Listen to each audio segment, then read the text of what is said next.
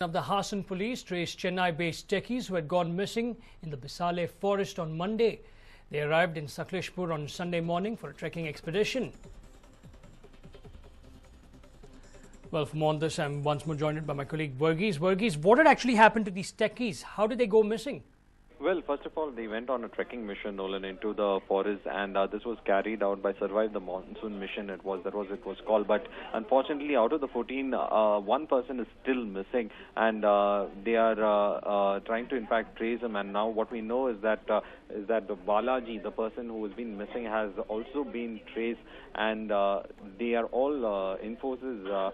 Most of them come from the Infosys group, and they have come here for adventure trek camp that was in fact arranged in the forest of Hassan. Now they had gone into the forest without permission, is what the forest officials are saying, and in that among the 14 of them, one was a woman. They were in fact spotted. They had gone on July 25th into the forest, but they were spotted in the forest area quite close after there was a massive manhunt carried out by the forest department inside the forest to trace this particular group of people who had gone missing. And once they were able to trace them, several questions came to the fore, like who gave them the permission to enter the forest, what were they doing without any permission inside the forest, were there any guides along with them, how is it possible that they were able to hoodwink the forest guards and get into the forest. So these are the questions that were immediately raised with regards to this. Now all the 14 have been traced, but this has not gone down well with the forest officials. They're quite angry with the fact that there have been incidents of such trekking camps that have been randomly held without informing the forest officials, and at the end of the day there are tragedies that occur. And now in this case, thankfully, all the 14 have been traced, and it seems that the police and the forest officials will take strict action against the people who organized it, Nolan. Now, Varghese, this is often seen with techies who basically, we have seen, disregarding all the rules, enter these forests on a weekend trek as such. Yes, it is. In fact, it was done by Chennai Trekking Club, and at present there are a lot of questions that have been raised. Were they given training with regards to trekking in deep forest area? Because in these areas, especially the forest that they had entered in the Hassan district areas, also a reserved area where there are a lot of animals that are endangered species are there, as well as wild animals such as the tigers and leopards are present. So it was in fact a very risky thing that I had taken. So whether there was any background to the manner in which they were able to enter this place, were they given any sort of training, is another question that is being asked, and who could be the one who behind it is also something that they are trying to figure out.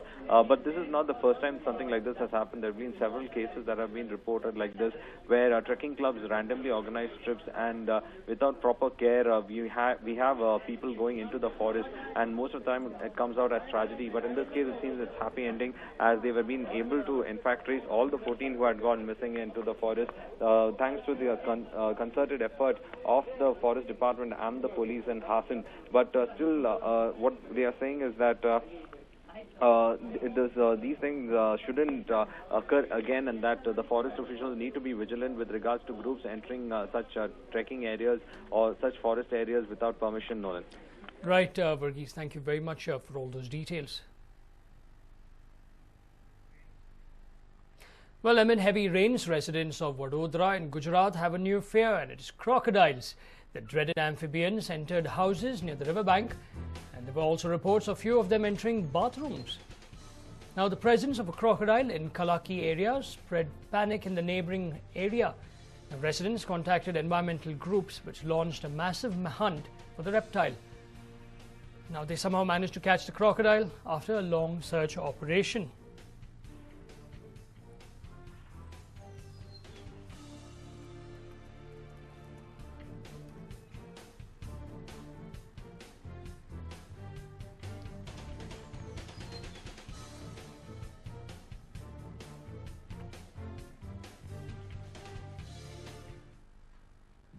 Well, it's time for festivities. Today is Eid ul-Fitr.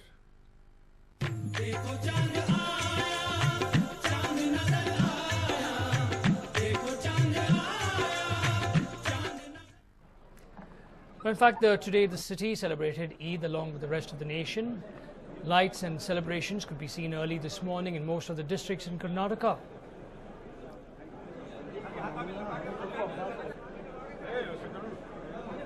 You can clearly see there Minister Roshan Beg, along with the people over there and acquaintances after offering praise. And this took place in Shivaji Nagar. ಈಗ ಹಬ್ಬಕ್ಕೆ ಬರ್ತಾ ಇರುವಾಗ ಕೂಡ ಫಿತ್ರ ಅಂತ ಇರುತ್ತೆ. ಒಂದು ಗೋಧಿಗೆ ಎಷ್ಟು ಬೆಲೆ ಇರ್ತದೆ, 2.5 kg ಗೋಧಿ ಅಷ್ಟು ದುಡ್ಡು ಬಡವರಿಗೆ ಕೊಟ್ಟು ಈದ್ಗಾಗೆ ಬರಬೇಕು. ಇವತ್ತು ಪ್ರಾರ್ಥನೆ ಮಾಡಿದ್ದೀನಿ, ಈ ದೇಶದಲ್ಲಿ ಶಾಂತಿ ಆಗಿರಲಿ, ಎಲ್ಲರೂ ನೆಮ್ಮದಿಯಾಗಿರಲಿ, ಎಲ್ಲ ಜಾತಿ ಜನಾಂಗದವರೆಲ್ಲ ಆರಾಮಾಗಿರಲಿ, ನಮ್ಮ ರಾಜ್ಯದಲ್ಲಿ ಹೆಣ್ಮಕ್ಳಿಗೆ ಯಾವುದೋ ತೊಂದರೆಗಳು ಮುಂದೆ ಆಗೋದು ಬೇಡ, ಈ ರಾಜ್ಯದಲ್ಲಿ ಎಲ್ಲರಿಗೆ ಒಳ್ಳೆಯದಾಗಲಿ ಅಂತ ಇವತ್ತು ಶಾಂತಿಗೋಸ್ಕರ ಪ್ರಾರ್ಥನೆ ಮಾಡ್ತೀನಿ. In fact, Eid celebrations or Eid prayers were held in different parts of the city at various Maidans. Now this is on Millers Road. It was held in Shivaji Nagar, in Chamrajpet, in different parts there. In fact, on this particular day, gifts are frequently given. It's known for that. New clothes are part of the tradition, and it's also common for children to be given small sums of money or Eidi by their elders. It is also common for children to offer salam to parents and adult relatives. Now, after the Eid prayers, many people visited graveyards and prayed for the salvation of departed family members. Many of them also visited neighbors, family members, especially senior relatives. And many also get together to share sweets, snacks and special meals, including some special dishes that are prepared specifically on Eid. Now, before the prayers this morning, people actually distributed charity, locally known as fitra. Many people also availed themselves of this opportunity to distribute zakat, an Islamic obligatory alms tax. Zakat is often distributed in the form of food and clothes. These are visuals coming in from Karwar. We showed you in Bengaluru, different parts, from different districts in the state. Now it was the same everywhere, wherein they came quite early in the morning, offered prayers, wished each other,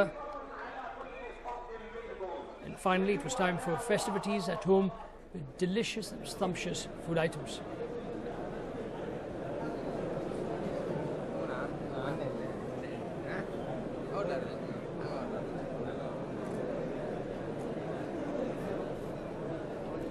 These visuals coming in from Udupi.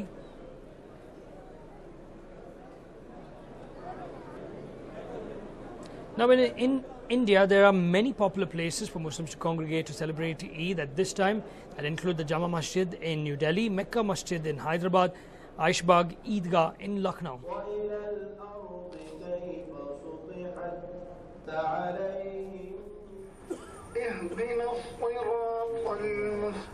Well, in Mangalore, Minister U.T. Khader could be seen over there. In fact, he also offered prayers along with the other people. In fact, thousands had come out. And after the customary offering of prayers, wishing. أوتوا الكتاب من قبلكم وإياكم أن تفرحوا يا عباد الله ورسول الله صلى الله عليه وعلي الخواص رضي الله عنه يقول والذي يفرح ويرتاح ويجامع مع زوجته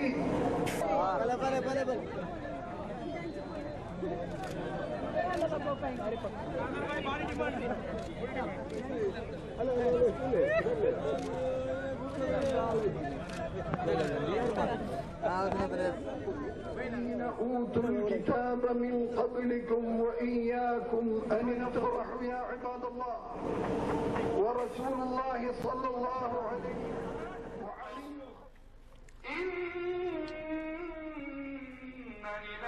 Now, these are visuals coming in from Hyderabad. Now, Eid is celebrated grandly in the city of Hyderabad, which has a rich Islamic heritage. Thousands and thousands came out to offer prayers in front of the Mecca Masjid over there. Not just in Hyderabad but also in Chennai.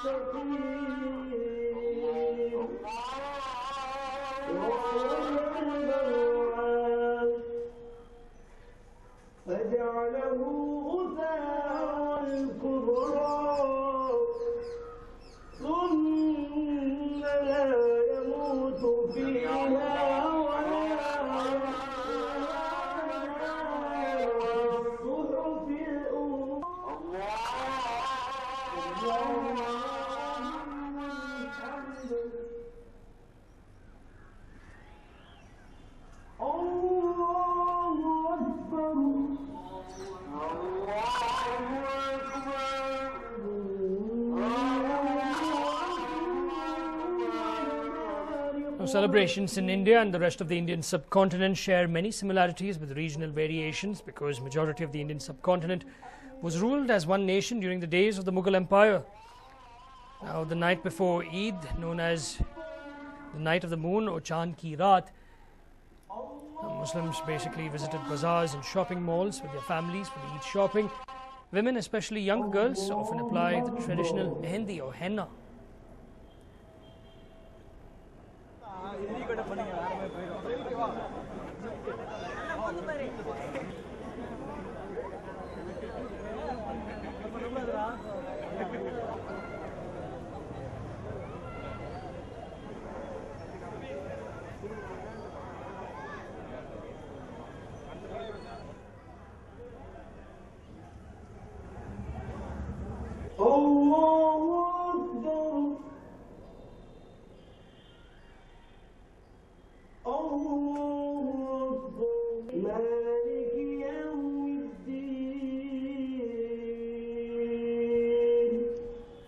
In fact, it's a very important day for Muslims. Now, it's also known, apart from feasting, it's also known for a day wherein people distribute charity, basically known as fitra. Many people also avail themselves of this opportunity to distribute zakat, an Islamic obligatory alms tax of 2.5% of one's annual savings to the needy. Zakat is often distributed in the form of food and new clothes.